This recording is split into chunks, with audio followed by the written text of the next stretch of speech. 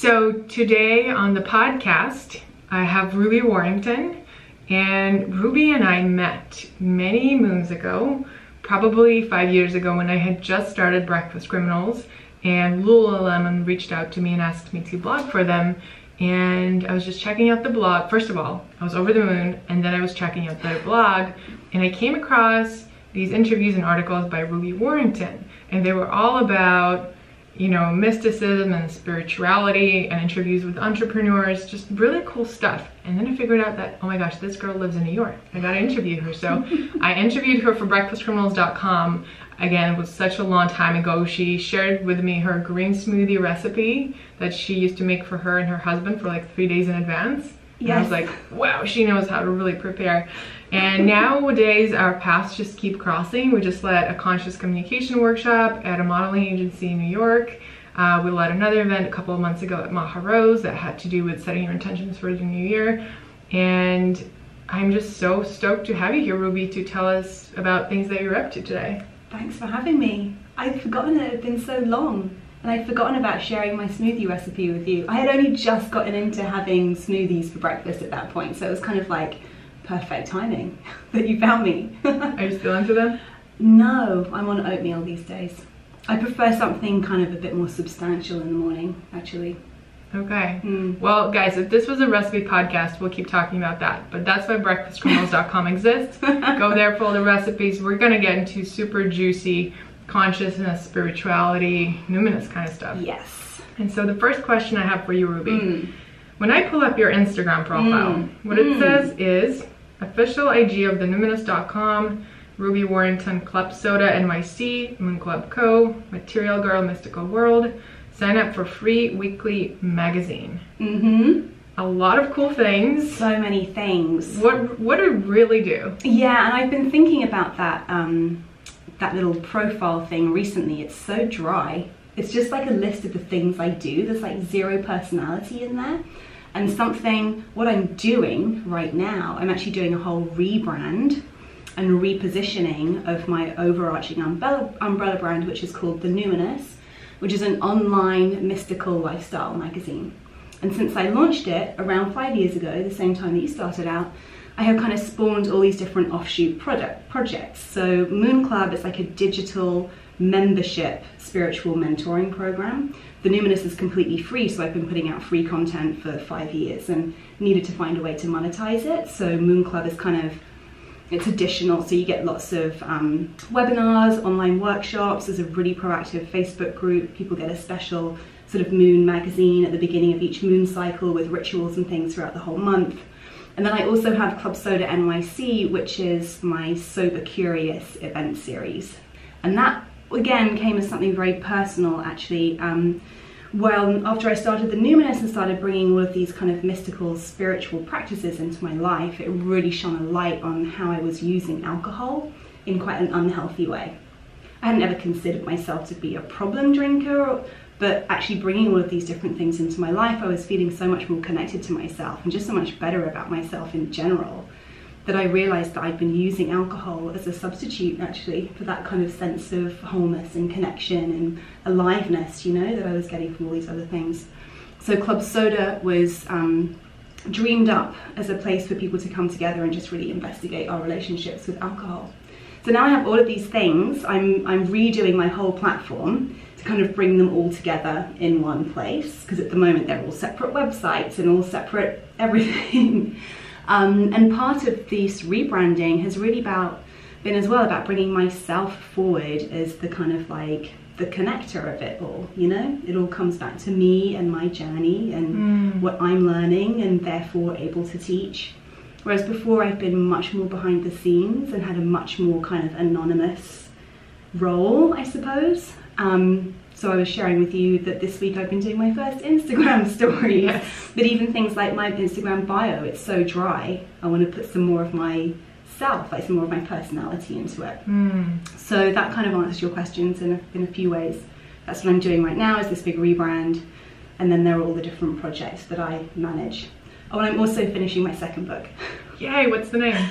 Sober Curious, The Unexpected Joy of Not Drinking. Wow. So it's a book about how to reframe or reinvestigate our relationship with alcohol, like how we use it, what this substance really is in our lives, like the true impact that it has on us on a physical, emotional, spiritual level, you know? It's really fascinating to me. And yeah, it seems to be, since I started the Club Soda event series just over 2 years ago, it's a conversation that's gathering so much momentum. I hear it all the time now, particularly in kind of wellness and spiritual circles, like, wow, drinking actually feels very much at odds with everything else we're teaching and doing in our lives. So that's so interesting. I remember when I started getting more into the healthier lifestyle and like going to yoga in the morning before work and trying to go to bed earlier and taking a bath, you know, all these rituals that really served my body. They really didn't go along with going out to bars and dating and all the traditional things. Right. So for me, in that moment of time, immediately my groups of friends were split into two. Ones were the ones that I used to hang out with because I just don't do those things anymore. And the other ones are like my yoga friends and my meditation buddies and people I go to India with. So it's so interesting how now, you know, a few years later, it's totally normal to like invite someone to a workout date or to like a green juice or a matcha. But back then it was so unheard of, and it's just beautiful how the world is totally opening up to that idea. It really is, and it's just another example, I think, of our evolution, our expansion of consciousness. The more educated and the more able we feel and supported we feel to be able to make choices that are actually in alignment with ourselves versus just following what everyone else is doing. I think that so many more people are going, actually, yeah, alcohol doesn't make me feel good, and it's very out of alignment with so many of my other life goals, you know. So this book is designed to help people along wherever they're at on that path, just sharing my own experiences, observations, tons of advice, and some funny jokes too, I hope. I love that. So you actually mentioned something, you know, I thought I'd ask you after the podcast, but then I thought, what if some of the listeners have that question too? So I'm just gonna ask now. I'm going through a very similar situation where I am currently known as the founder of Breakfast Criminals, and I have all these other projects I have created that have been not really under Breakfast Criminals, but like on the side or even umbrella brands. And so I've been working with someone to help me also create an umbrella and a cohesive place that shares the story of, you know, everything I've created and how it comes together and why it's all aligned. So I'm curious, is someone helping you with that, or how are you working on that? Yes, it began with, I decided I needed to get a new media deck because I didn't really have anything to send out to brands and who wanted to work with me. And I knew of a designer, a graphic designer, who I really wanted to create this for me. And she said to me, you know, I can only actually do this if I do your whole branding, like from the bottom up. And it was a real moment of like, yeah, actually it's time to invest in this, because I'd already been thinking about, how can I bring all these things together? So yeah, she's called Shauna Hader. Her company is called Branch. She's based out in Portland, and she's incredible. And it's been really helpful to just work with someone on the look of that. I guess the work of how do all of these things, these pieces come together, that was very much me just really feeling into it. Because particularly with the sober curious thing, now I'm writing a book on that, like how does that marry with this kind of cosmic mystical lifestyle? It could seem a little disparate. But for me, I actually, well, you know Gail Larson, the incredible transformational speaking coach. And I'd already tapped into this idea of, well, for me, the commonality here is the idea of like emotional well-being. And I've always felt that the Numinous, which is my magazine, is about that, right? These spiritual practices that I cover, and that's everything from astrology through tarot or energy healing, shamanism. They're actually ways for us to tap into our emotional self, like the messages that we're getting from our emotions that we maybe can't hear, that are maybe just drowned out by all of the conditioning and the outside noises or the substances or whatever. And then I thought, well, actually the sober curious thing is very much about that too, because a lot of the way I use alcohol and the way many of us do, whether we're conscious of it or not, is to shut out or to kind of like quieten down difficult emotions, uncomfortable emotions. So this idea of emotional well-being was kind of coming through, and then with Gail I was able to really refine it into a succinct mission statement that sort of like, yeah, that brings it all together for me. And guys, I'm gonna link this in the show notes, but Gail Larson is the founder of the method called Transformational Speaking, and both Ruby and I have studied with her, and it's had profound impact on how I express myself, how I share myself with the world. Highly recommend checking out her audiobook, her work. I'm going to link all of that. Yeah, she's incredible. So my mission statement is, do not fear your feelings, for they are lighting the path to your full presence and the formidable power therein. Because for me, when we really think about healing or wellness, if it doesn't include the emotional piece, if we're still not connected to our emotional body, we're not whole. We're not able to operate and act and think and create from a place of wholeness. Because actually our emotions are the language of our soul, and that's like the deepest, most creative, most tapped in and connected part of us. So finding ways to connect to that part of ourselves, which you could say is the numinous part of ourselves, is I think such an important part of our work, whether it's within our families and our communities, whether it's going to a job and being like really showing up fully, or whether it's creating our own projects in the world. So is that your new IG bio? Maybe it should be. And that's the piece that really interests me most, you know, when I have these super deep, real, honest conversations with people, and I really see them and I see what they're up to, and then I look at their online presence and it doesn't represent what they do. And this is exactly why I'm passionate about the work that I do with my conscious social media method, is because people just don't naturally click those two of what we're thinking we're doing in the world and how we put it out there. But once it clicks, it's like, oh my gosh, I know who I am, I know what I'm doing, and people know exactly how to connect with me. And more so, I mean, bringing it down to bottom line, you know, recently started putting out digital products, I promote events and things, and I never get like a huge pickup. Like people aren't like chomping at the bit to buy stuff from me, and I've always been kind of disappointed and thinking maybe my products aren't that great. But I've had a real penny drop moment the other day. It's like, they don't know there's a human being behind here, because I never show myself. There's no personality in it. And I think that if you're creating particularly digital products now, where there's nothing like tangible to hold, there's no store to go in and get the look and feel of it, you have to have like there has to be some personality in your digital presence, you know. And I think that, yeah, there's been I think that people could look at my stuff, because I'm, you know, I come from a background in fashion magazines, and I want it all to look really slick and beautiful. And I think that could be alienating for some people. Actually, they might think that's not for me, whereas actually I'm like messy curly hair and super emotionally led, and like, you know. So how do you marry the two? Well, this is what I'm beginning to investigate. I did a bunch of Instagram stories with my curly hair today, which felt really liberating.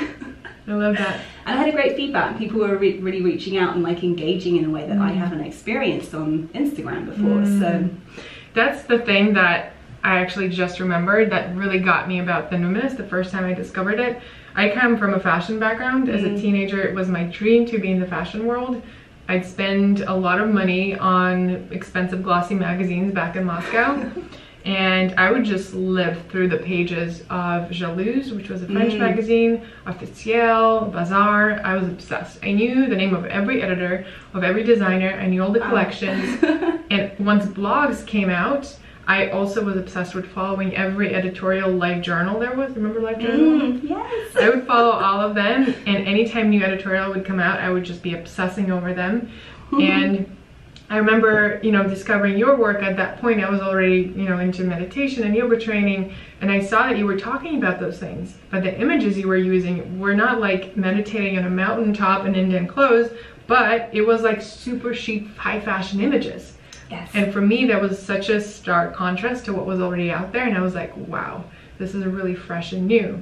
And so now it's interesting that you are bringing in more realness. So, and that's a huge trend in the digital space right now. You know, whenever I'm working with clients, I'm noticing that to really get traction, you have to be really real, vulnerable, authentic, and really share yourself fully, you know, like to a certain degree, of course, to where you feel comfortable, but really share yourself. And I wonder, you know, how do you see yourself? What was actually, first, what was the point when you decided, okay, I need to put more of my personality out there?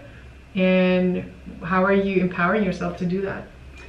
Well, I think first of all, in terms of having that really slick, beautiful kind of look, it is what differentiates the Numinous, and that was my intention. So I'm so happy it landed that way. But my exact intention when I created it was like, I'm so fascinated with all these subjects, and yet it's always a picture of someone meditating on a mountain in Indian clothes. And that's just like not something I identify with. And why can't I also meditate in Chanel, like on a beautiful chair and under a chandelier in like an amazing hotel, like, you know? So I'm really happy that that came through. And I think my platform can still be that. And then it's almost like that behind the scenes on a model photo shoot, right? So you know the images are beautiful. We all know by now that those images are retouched like beyond and like that's not reality. We still want to see that kind of as an art form. But then we're also fascinated by the behind the scenes, like who are these people, you know? So I think that just, yeah, keeping more of the personality in a behind the scenes way, like in an Instagram stories or a little, yeah, that kind of a thing. And then keeping the platform, you know, true to its kind of like fashion background roots, I suppose. How am I empowering myself to do it? I'm literally, it feels a bit like a kind of, if you're familiar with the tarot, the Fool card is the first card in the deck, and it's actually 0, number 0. And the Fool represents, you pull the Fool, it means there's this kind of like just leap that you're really ready for in your heart, and you're just gonna like leap without really engaging too much head, just because you're enthusiastic and it feels like a yes. And I'm kind of, yeah, I'm trying not to overthink it. But I think I really did have a realization maybe a month or so ago, you know, beginning to sell more products, beginning to do more retreats, and just like, well, of course people aren't gonna like sign up straight away. They don't know me. Like, they don't know who I am. Why would they commit to coming on a retreat with me if they've never like experienced the way that I talk? Or it's one thing to experience my writing, but it's actually quite different to see the personality behind it, I think. So I just think that for the sake of my business and in order to really serve in the best way that I can, yeah, why be shy? I also, funnily enough, I do record like a monthly podcast style interview for Moon Club, and I did one recently with one of my Numinous contributors, and listening back, I hope this doesn't sound egotistical, I was listening back and I was like, wow, I actually have quite a nice voice. I have this kind of like soft, kind of English accent, like it's actually quite a nice voice, like why am I not using that? Yeah. Hey, there's a lot of people who don't have a nice voice and still put their message out there because it's more, you know, it's more important. Right, exactly. But yeah, having a nice voice. It kind of gave me some confidence to think like, yeah. I think, again, I've been a writer, like, so before starting the Numinous, I had like 15, 16 years in journalism, always writing, never speaking. And one of the reasons I went on Gail's retreat is because speaking has always been a very fearful thing for me. And so it's something, when my first book came out, I really was getting asked to speak a lot more, and it was just so painfully uncomfortable every time that it was having a majorly negative impact on my life, like the anxiety and stress. It's like I really need to address this. And so I think just getting more confident with speaking in general has made me feel more confident about sharing in that way. I get that. So you just mentioned something, you said, you were talking about that feeling where sometimes it's just like totally emotional yes. How does it work, you know, you as someone who has started the Moon Club, you've had those sweatshirts with chakra on them, you have the Numinous, you've written books. How do you pull from the sea of different ideas and choose the ones that you're actually going to pursue? And then how do you also go about choosing who you're going to co-create this with? Because the Moon Club you've co-created with Alexandra Roxo, right? That's right, yeah. So managing those, you know, all the little parts and co-creating with someone else, that's like a whole different game. It is, and it's definitely something that's still a work in progress for me, I suppose. I'm naturally, you know, I'm an Aries, which is very kind of hot-headed, and I'm a Sagittarius rising, which is quite a risk-taking sign. So I get very enthusiastic about things, and I have tons of ideas, and I often have kind of like just leapt into things without thinking them through properly. And it means I've done tons of cool stuff, but not all of them have succeeded or kind of like paid off in terms of an equal exchange for the energy that I've put into them. So definitely something I'm learning. And how do I decide now? Oh my gosh, there's a crazy storm coming up. We were right.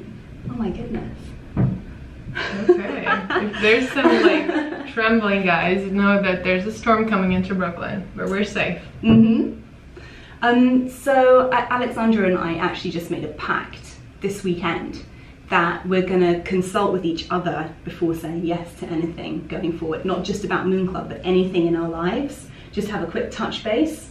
Just quickly talk it through with each other. Hey, this has been offered to me, or I had this idea. Let's just talk it through. So I did some work with a coach a couple of years ago, and she gave me some advice, which I haven't actually followed very well, but I do come back to sometimes. And she was like, it's only a yes if it A, pays really well, B, is going to somehow further your mission in the world, or 3, gives you energy rather than depletes energy. Does it have to be all 3? Ideally all 3. Okay. What's the minimum? The minimum of maybe 2 of them. No, I guess if it is a major box tick in one of those, then you just need to weigh up against the others.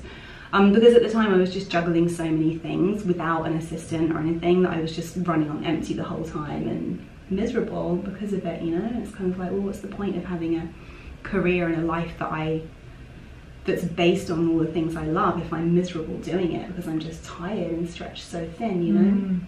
So that was good advice, but I still didn't really follow it until recently. And so it's actually been writing the second book, having not taken that advice during my first book and been writing while juggling a million other things and running myself very, very thin.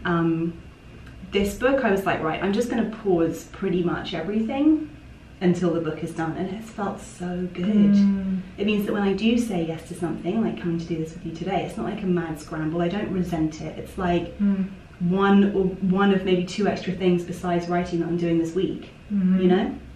I think a lot of my scrambling around to kind of do everything before, it was a mixture of excitement and just being a naturally creative person, and this kind of scarcity mentality of like, if I don't say yes to this, or if I don't put this out, then everything's going to be taken away from me, or another job won't come up, or which I've been working with as well. You said that you're not really always following that rule. So what do you follow when an offer comes through? How do you check in with yourself to feel out whether that's something you're going to say yes or no to?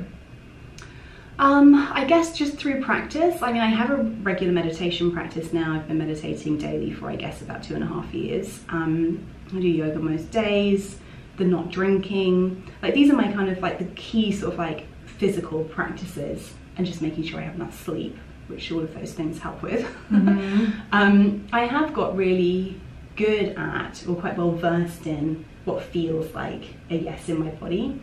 More so, I've got used to actually paying attention to those little kind of doubts, which can just be a little kind of feeling in the middle of your stomach, like, there's a little doubt here. And again, I don't really have words for them because they're numinous, they're feelings, right? There aren't really words, you'll know how it feels for you, but like, those, we can always feel when there's a niggle of doubt, you know? And in the past, I maybe would have just kind of ignored that, and now I'm much more likely to pay attention to it, and then really do the practical questioning. Okay, there's a slight doubt here, but wait, is this a brand that I really, really love?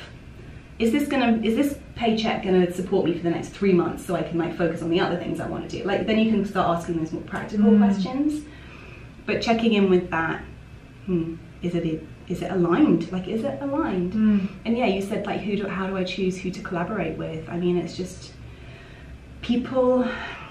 When I first met my husband 20 years ago, I asked him to marry me after a year. What? Having turned down 3 proposals from my previous boyfriend because I just knew it wasn't what I wanted to do. But I was so certain about connecting with him, about being with him. I knew he'd be in my life forever, and again, it was just a feeling. And I meet people like that, not all the time, but you know when you meet someone, there's chemistry. There just is or there isn't. And so that's really how I choose my collaborations. It's really based on like, do I love this person? Do I really vibe with this person? And if not, then I know it's not really going to be a fulfilling partnership. You know, I'm a big proponent of going with your gut when choosing either personal connections like that or business.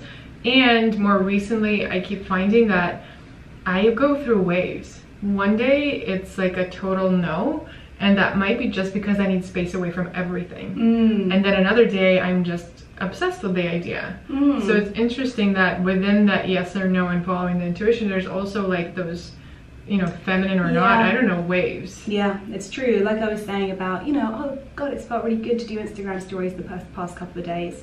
I know me well enough to know by now that at some point in the next week or 2 weeks I'll be like, oh my god, I'm not doing Instagram stories ever again. Like, yeah. And just, yeah, not feeling like, oh, I've got to change everything now, and just trusting the yeses and the nos, they come and they go, and they, yeah. I think with people though, I really do get a sense when I meet someone, like if it's going to be, if there's chemistry there or not, you know? So how is doing a business the Numinous way? What is that like? You know, on top of what we just talked about, the alignment, connecting with your mission and making sure it feels right. Is there anything else on the business side of things that you do that is different?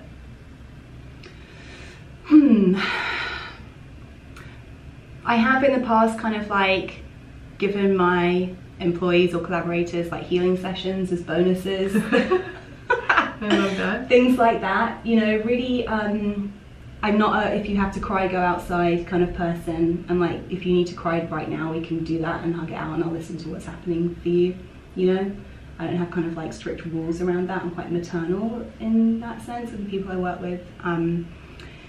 I guess, yeah, I mean, I'm really not very good at planning and scheduling, so I'm much more on the intuitive vibe of things, which it's working out for me pretty well, even though my husband, who works in corporate and is like super Virgo kind of structured about things, he's always telling me, you need a 5-year plan, you're never going to be able to achieve your goals unless you know what your goals are. And I kind of like, I kind of know, I just like psychically know my goals without having to have them written down on paper, and I'd rather leave that kind of wiggle room, you know? So you don't write your goals down at all? No, I don't. You don't have a journal about them? No. Wow. I know. If I do journaling, it's much more about like how am I feeling or a specific situation that I'm going through to resolve something that's kind of like feels stuck for me. In terms of goals, no, it's more just, I kind of know where I'm going. I don't really feel the need to, I sort of feel like writing it down will contain it in some way. And actually I like to keep it more expansive. I know the sort of like big picture, to create content that serves people to feel really empowered and connect with their emotions. That's like the goal, right? And so everything I do, and I think it comes back to the mission statement, like everything like that mission statement is my goal. So I can do a very quick sort of intuitive touch base with that. That's so interesting, because you know that just proves that there is not one way and it works differently for everyone. Because for me, I feel like every single thing I've wanted, I've had to, not had to, but I have written it down first. Everything from the brands I've collaborated with to, you know, the contracts that I sign and how much money I'm paid, to my boyfriend, to my apartment. You know, sometimes it's written with words and sometimes it's Pinterest. Like I literally pinned a board and then this came true that looks just like it. So amazing. I guess it's, you know, different. And also when I write things down and goals down, I tend to write this or more or better. So that way it won't limit me to something. You know what, you're inspiring me. Maybe part of this whole new, I mean, we're going to have Uranus moving into Taurus. So that's happening mid-May.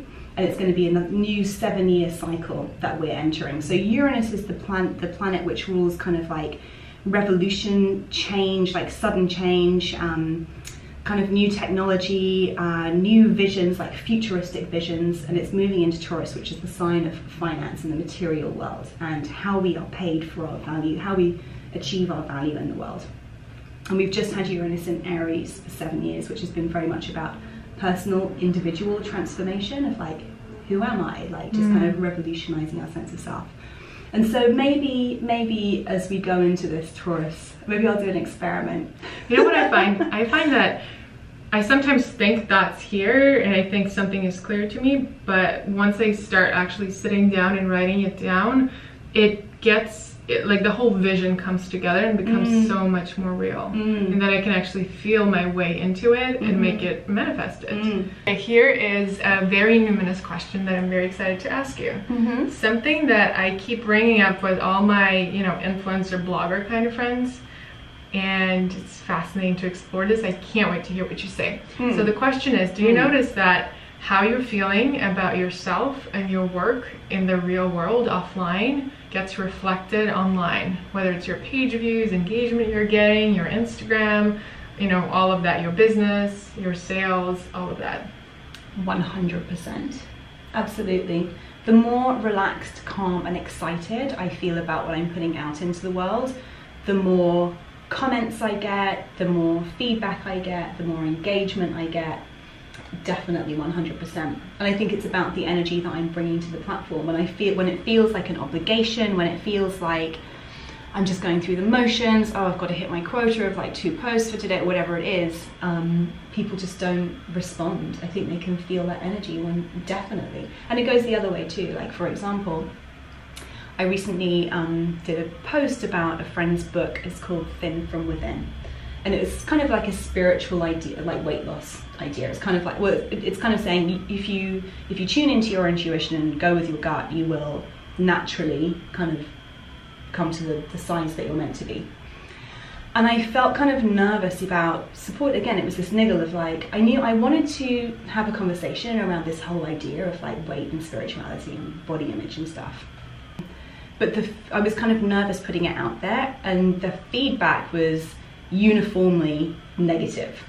Because I think I put it out there in a sense of like, oh, I feel a bit icky putting this out there, I don't know, should I be doing this? And people responded to that going, yes, it's icky and you shouldn't be doing this, you know? Whereas if I'd have gone into it saying, hey, this is a really important subject and we need to talk about it, the response I think would have been, yeah, do, you know, and much more positive. So it's not necessarily about the thing, but it's about us being the messenger. Exactly. And like the energy that we're bringing to whatever conversation it is, you know, whether it's in our comment box, whether it's a blog post, whether it's a podcast, whatever, the energy that we're bringing to it, I think is the energy that we'll get back. I completely agree. And it's the same thing if you think about going to a party, right? If you turn up at a dinner party and you're all kind of like, I can't be here. No one's gonna come over and talk to you. But if you walk in like, hey guys.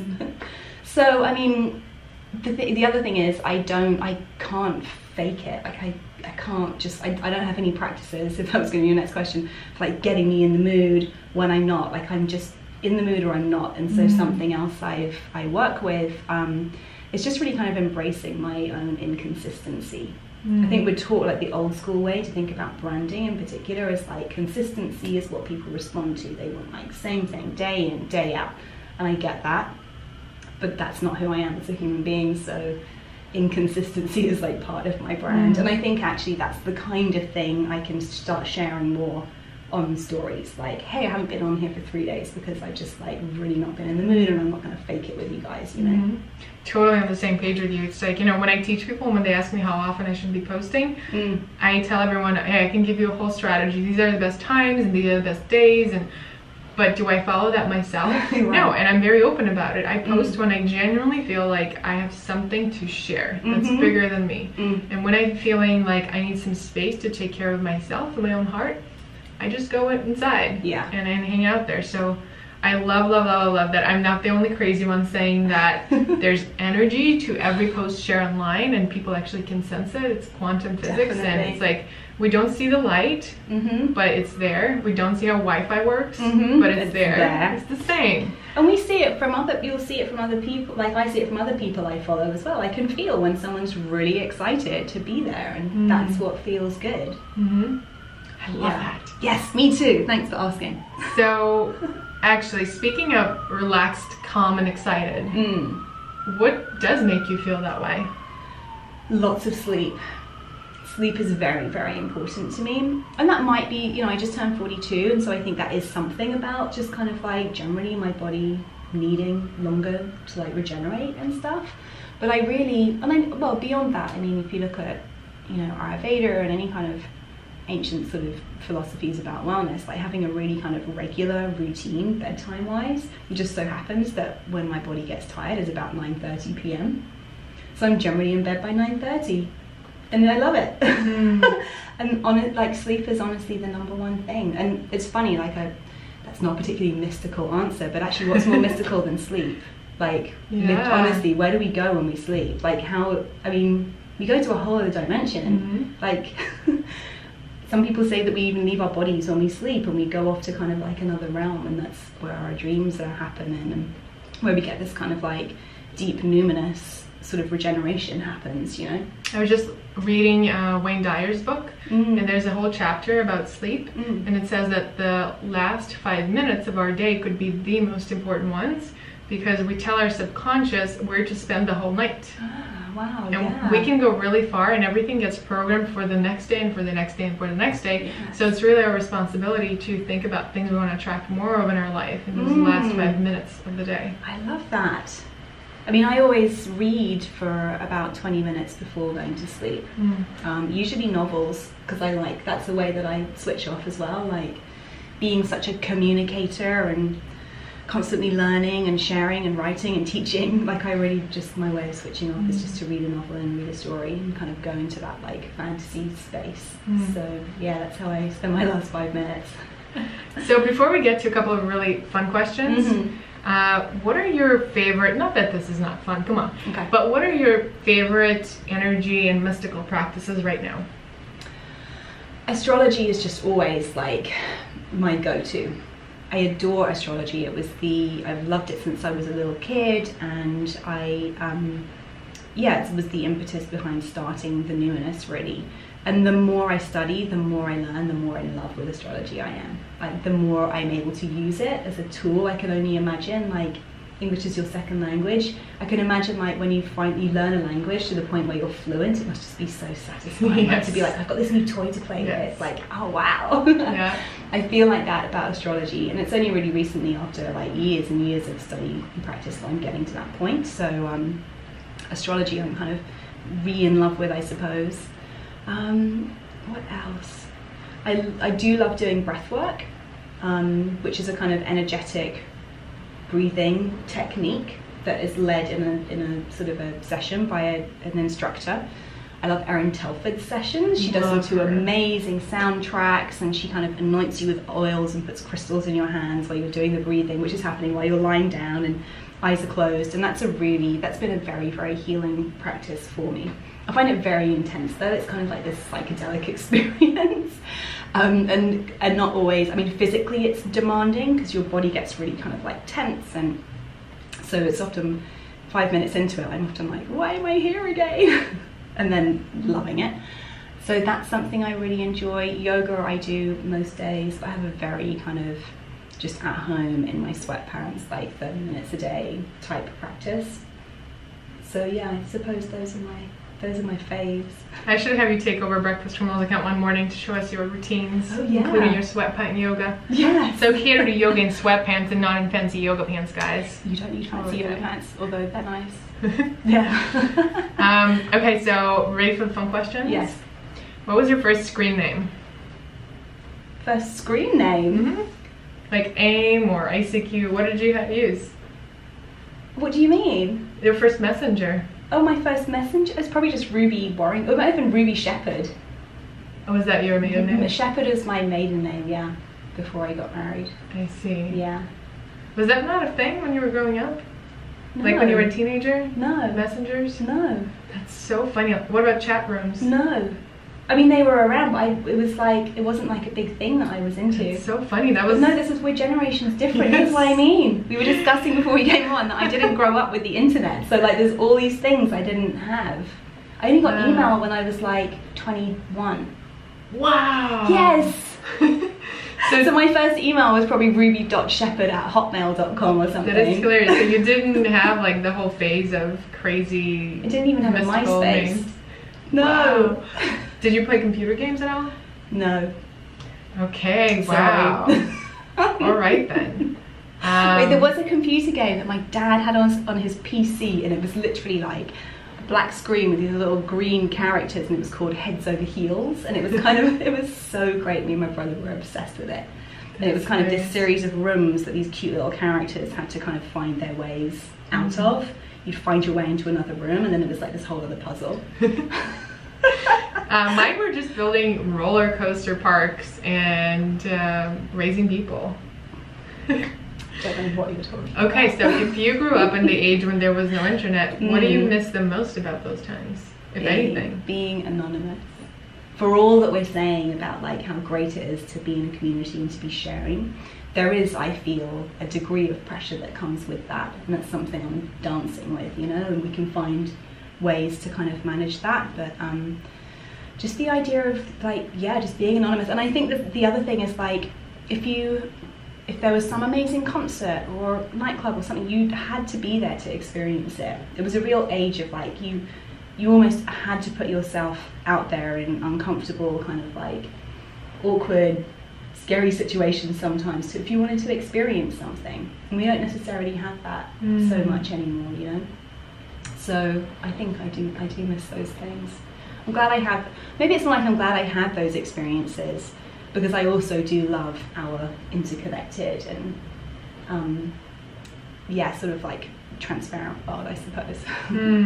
It's so interesting. So you mentioned in the workshop we did a couple of days ago that on the weekends you switch off completely. You know, announce on your stories, you're like, peace, I'm switching off for the weekend. What is that one of the ways you set boundaries with technology? Yes.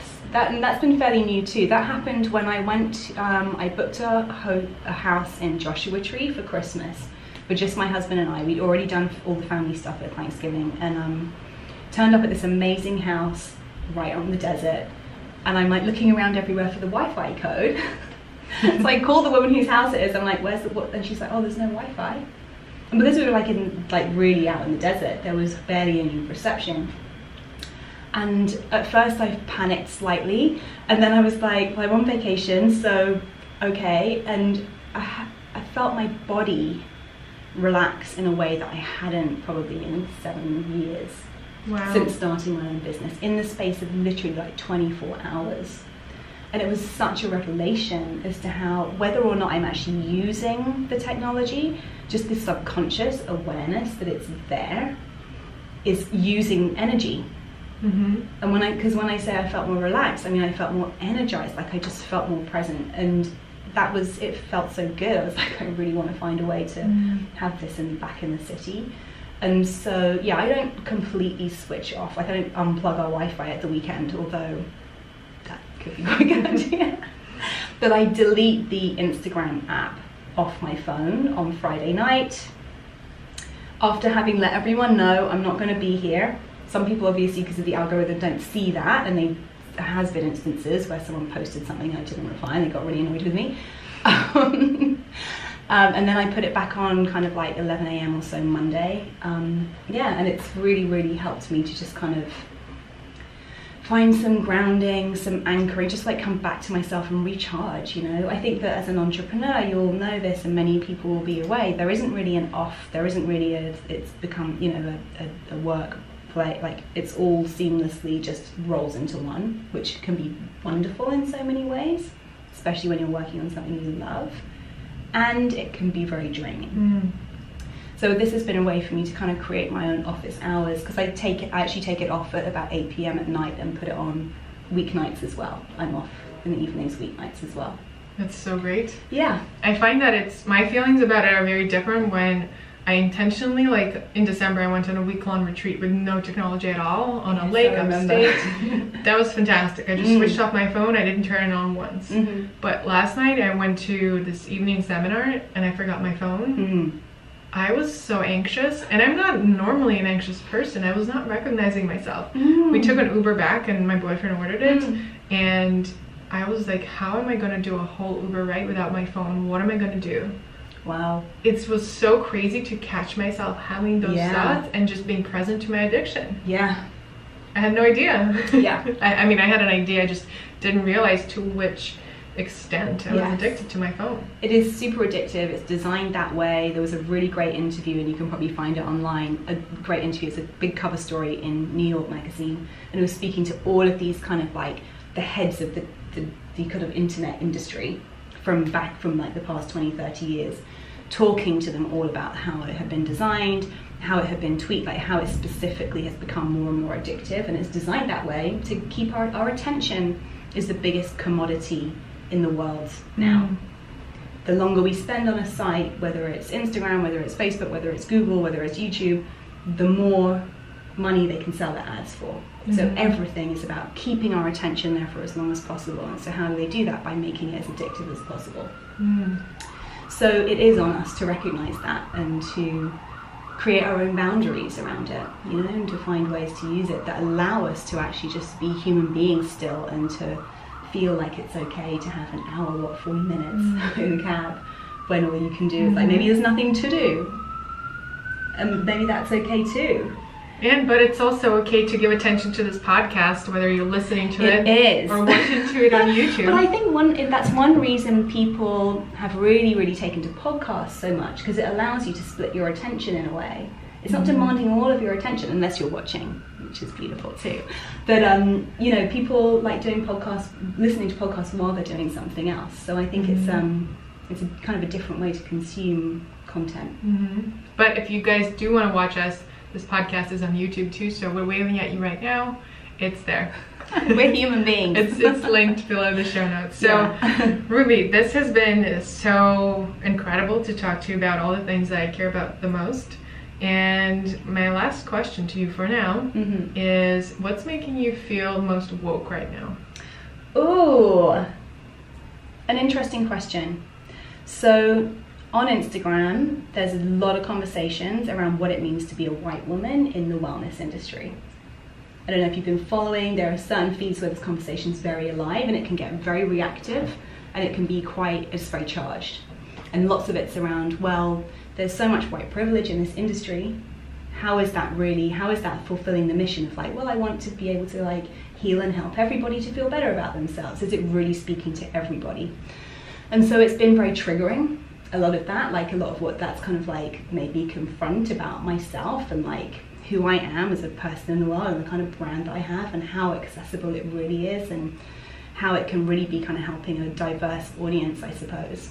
And of course, because it's been triggering and difficult to look at, it's also been the most kind of like awakening conversation that has been playing for me recently. And so where I'm doing this Numinous rebrand, I've been really kind of feeding into, well, what is my mission statement? How can I make my platform as diverse as possible so that it's not alienating to anybody? And also so that it's serving in the best way that it can. So it's been a difficult conversation. There are certain Instagram accounts I've been so close to deleting because I'm like, this is so triggering for me right now. And then I'm like, no, you need to hear this, you know, just like stay with it, keep listening, keep going in, keep like speaking to people that you trust about these difficult conversations, and just keep going through it. So instead of pulling away and being like, oh, I don't need to hear this, I don't want to hear this, that doesn't apply to me anyway, because actually really listening to what's being said and taking it all on board, you know. But the key piece being having people that I trust and can kind of like converse with and process that with in real time as well. Hey, that's really powerful. What a great reminder. You know, when it's uncomfortable, it's such a human tendency to just be like, oh, unfollow, not interested. Exactly. But really being with it, whether it's something outside or something inside, for me that's been a fairly recent practice of really sitting with my uncomfortable feelings, emotions, and thoughts, and finding incredible things on the back end there. Exactly, that's the only way that we can learn and develop and grow, and actually grow our communities also, you know? It's like you were saying, you know, the opposite of addiction, when we're addicted to something, whether it's alcohol or social media, we're not addicted to that thing. We're addicted of escaping from the present moment, because there's something about being here, me, now, in this present moment that is uncomfortable. And for some people, depending on trauma that's been experienced or whatever's going on in their lives, that can be unbearable. But often it can just be like a feeling of like you know, that we don't want to be with for whatever reason, because uncovering that might mean some extra work on our part, or it might mean like having a difficult conversation with someone, or so we find all these ways to literally escape from the present moment. And hey, the one thing I always say is the only Zen we find at the top of the mountain is the one that we bring there. I didn't create that, that's the same. But it's the same with social media, you know? If we expect, you know, difficult, challenging conversations and judgment and all of that, we're gonna find that there. But if we see it as a possibility, like, look at you created this whole platform that helps so many people connect better with themselves. So I'm so stoked that we got to have this conversation, and tell everyone, to all our podcast listeners everywhere, what's the best way to connect with you? On Instagram. All right. Monday to Friday, office hours, at @the_Numinous is really where it's the hub for everything that I share across all my different projects. So yeah, I'm hosting a retreat July 5th to 8th up at Kripalu with Alexandra. It's a Moon Club retreat themed around how to find and use your voice in the world. So I'm really excited about that. And there'll be more, once I've got this book out of the way, I'm going to start booking in other events and live activations too. Amazing. Thank you so much for being here. Thank you for having me. It's so interesting.